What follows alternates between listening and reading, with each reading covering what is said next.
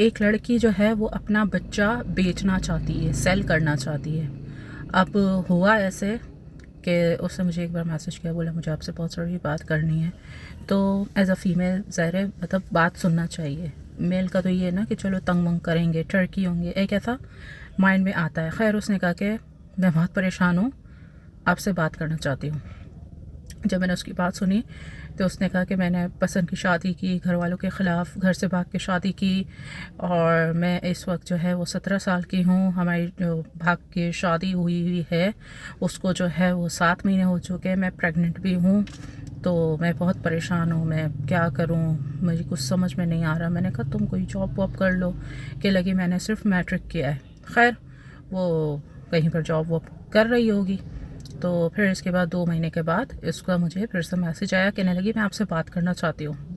तो मैंने कहा बताओ अब क्या बात है। कहने लगी देखिए जो मेरा बच्चा है वो मैं मतलब बेचना चाहती हूँ, सेल करना चाहती हूँ, क्योंकि मैं जो है जॉइंट में रहती हूँ, यानी मिक्स लड़कियाँ जहाँ पर होती हैं मैं वहाँ रहती हूँ। मेरा गुज़र बसर जो है बहुत मुश्किल से हो रहा है, कोई मुझे जॉब पे भी नहीं रख रहा, क्योंकि मेरा शनाख्ती कार्ड भी नहीं है। जो भी रखता है कुछ दिन रखता है, क्योंकि मेरी तबीयत ख़राब हो जाती है, फिर इसके बाद निकाल देते, ज़ाहिर है वो प्रेग्नेंट है।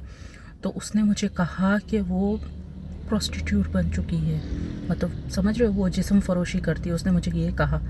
तो मैंने कहा क्या। कहने लगी कि मैं इस हालत में मैं कैसे बच्चा संभालूं, मेरा तो अपना कोई ठिकाना नहीं है, और मैं इस तरह से ये सब कुछ गलत काम कर रही हूँ, मैं जॉइंट में रहती हूँ। तो कहने लगी कि मैं जो है वो अपना बच्चा बेचना चाहती हूँ, क्योंकि मुझे 10 लाख रुपए की ज़रूरत है ना। तो कह रही थी कि ये जो मेरा जो है ना बेटा है उसको मैं 10 लाख में बेचूंगी, लेकिन किसी अमीर को ही बेचूंगी। तो मैंने कहा कि क्यों। अच्छा उसने पहले मुझे ऑफ़र दी थी ना, उसने मुझे कहा था कि या तो आप रख लो ना, तो मतलब वो ज़्यादा बेहतर है, क्योंकि मैं आपको एक तरीके से मतलब देखती हूँ सुनती हूँ तो आप मुझे अच्छी लगती हो। भले कह रही थी आप पैसे ना दो, ठीक है वो चलेगा, लेकिन अगर आप रख लो ना तो मेरे लिए ये बहुत अच्छी फ़ख्र की बात होगी ना। भले आप मुझसे लिखवा लो ये बच्चा, मतलब आप रख रहे हो, मुझे कोई मसला नहीं है, बिकॉज मैं आपको जानती हूँ, आप पे ट्रस्ट करती हूँ। कहने का उसका ये मकसद था, और आप एक अच्छी फैमिली से हो, सेटल फैमिली से हो। तो क्या फिर इसके बाद उसने कहा कि देखो आप नहीं रख रही तो मुझे मेरा ये बच्चा, इतनी बड़ी बात उसने बोली कि ये बच्चा मुझे बेचना है 10 लाख में। मैंने उससे कहा कि वजह। कहने लगी 10 लाख में ही बेचना है, वो भी किसी अमीर को। कहने लगी 10 लाख में मैं अपना घर वर सेट कर लूँगी, क्योंकि अभी मेरा कोई ठिकाना वगैरह नहीं है। फिर इसके बाद तो बच्चा जब हो जाएगा थोड़े टाइम के बाद मैं एक सही एज पे पहुंच जाऊंगी, शनाख्ती कार्ड वाली एज पे, तो मैं अपना शनाख्ती कार्ड भी बनवा लूँगी, और फिर मैं तरीके से फिर जॉब करूँगी। कह रही थी अभी तो मुझे कोई जॉब पे भी रखने को तैयार नहीं है ना। पता नहीं इसने ऐसा क्यों, क्या हो सकता। देखो वो तो ईदी सेंटर में भी जा सकती थी, मुझे नहीं पता इसने इस रास्ते को क्यों चुना।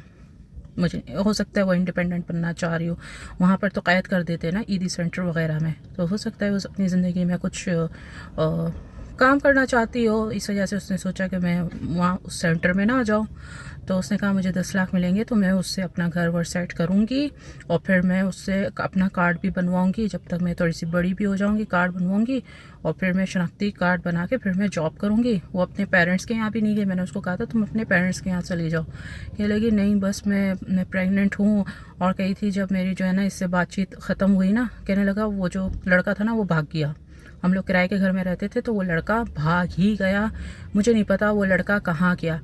तो अब यह है कि मैं अपने पेरेंट्स के घर में वापस जाना नहीं चाहती, क्योंकि कही थी मैंने उससे मैंने उनसे बहुत गलत किया है ना, तो इसलिए अब मैं अपनी ज़िंदगी की खुद ही ज़िम्मेदार हूँ। मुझे अपने आप को अब खुद ही कुछ भी करना है, बनाना है, जो भी करना है मुझे खुद करना है। तो और दूसरी बात ये कह रही थी मैंने अपना बच्चा भी नहीं गिराया, क्योंकि जब मेरे मियाँ से बात ख़राब हुई तो उस वक्त बच्चा बड़ा हो चुका था पेट में, और वो ख़त्म नहीं हो सकता था, डॉक्टर ने ये बोला। तो कही थी बस मुझे 10 लाख रुपए मिल जाएं, इसका जो मेरे पास है वो बेटा है, और मैं किसी अमीर को ही दूंगी, क्योंकि अमीर जो होगा इसकी अच्छी परवरिश करेगा, मैं इसको किसी गरीब घर में नहीं दूंगी ना। कहने लगी भले वो मुझसे लिखवा ले, और जो है वो लिखवा ले और इसको अच्छे तरीके से अपने पास रखे, और मैं ऐसा हो कि जो मेरी मतलब मुझे पता हो कि अच्छी फैमिली है, उसकी बीवी भी हो, ये नहीं कि वो कोई अकेला आदमी हो। मैं उसकी मतलब फैमिली देखूंगी, मुझे सही लगेगा तो मैं उसको फिर बच्चा सेल कर दूंगी। तो कहने का मकसद ये है कि श्योर। कहने का मकसद ये है कि देखो, आप लोग ज़िंदगी में इतने गलत कदम उठाते हो, कम उम्री में मोहब्बतें करते हो, सब कुछ करते हो, इस तरीके से घरों से भागना, कम उम्री में मोहब्बतें करना, गलत तरीके से शादी करना, ये सब कुछ बाद में देखो कितना मतलब मसला क्रिएट कर देता है।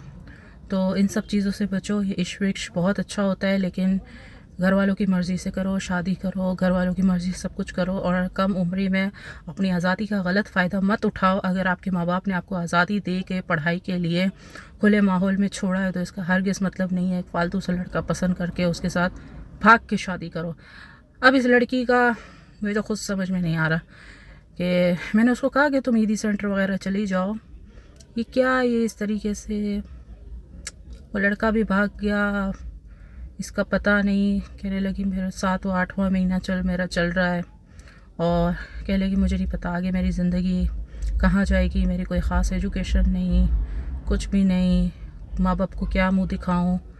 तो ऐसा ना करो, ऐसा ना करो। ये इश्क विश्क सब कुछ इतनी कम उम्री में बेकार है। अपने आप को पहले कुछ बनाओ, काबिल बनाओ, फिर जाके जज्बात से नहीं, दिमाग से फ़ैसला करो कि ये लड़का मेरे लिए सही है या नहीं है। लेकिन उसके लिए पहले ख़ुद को बनाओ।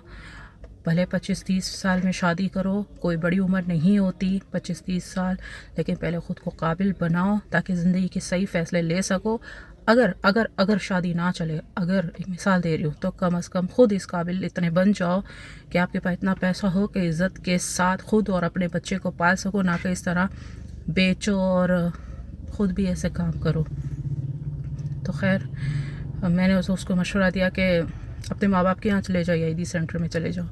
खैर, लेकिन वो मेरी बात नहीं मान रही थी, तो मैं क्या करती। खैर, तो अगर आपको मेरी वीडियो अच्छी लगे तो लाइक एंड शेयर कीजिए। मुझे खुद सुन के इतना दुख हुआ कि मैं क्या बताऊँ। तो बाकी ये कि मेरा व्हाट्सअप चैनल ब्लू टिक वाला सायरा गफ्फार के नाम से वो फॉलो कर लीजिए, और कुछ पैकेजेस वगैरह चाहिए तो ईमेल पे आ जाए। आपके दिल की धड़कन, सायरा गफ्फार।